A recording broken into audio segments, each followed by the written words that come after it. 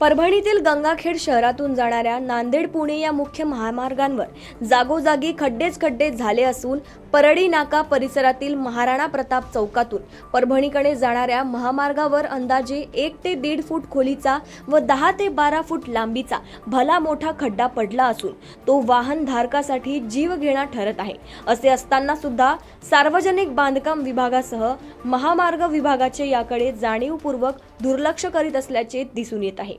गंगाखेड ते परभणी महामार्गावर शहरातील परळी नाक्यावरील मुख्य चौक असलेल्या महाराणा प्रताप चौकात पडलेले मोठे मोठे खड्डे दुचाकी व अन्य वाहन चालकांसाठी जीवघेणे ठरत असून 4-6 चाकी वाहनधारकांनाही येथून वाहन चालवताना तारेवरची कसरत करावी लागत आहे। मुख्य महामार्गावर पडलेले हे खड्डे चुकविताना दर दिवशी येथे छोट्या मोठ्या अपघाताच्या घटना घडत आहे। महाराणा चौकातील गंगाखेड परभणी महामार्ग तसेच परळी व पालमकडे जाणाऱ्या नांदेड पुणे महामार्गावर शहरातील परळी नाका ते पालम रस्त्यावरील श्री दत्त मंदिर चौकादरम्यान वीज वितरण कंपनीचे 33 केव्ही केंद्र, उपजिल्हा रुग्णालयासमोर डॉक्टर बाबासाहेब आंबेडकर चौक परिसर, चांदतारा चौक व मस्जिद समोर जुना शनिवार बाजार परिसर, भगवती कॉर्नर व बस स्थानकासमोरील उड्डाण पूल नजीक तसेच पालम रस्त्यावरील इटाडशी नदीच्या पुलावर, दत्त मंदिर चौक आदी ठिकाणी पडलेले जीवघेणे खड्डे तात्काळ बुजवावे अशी मागणी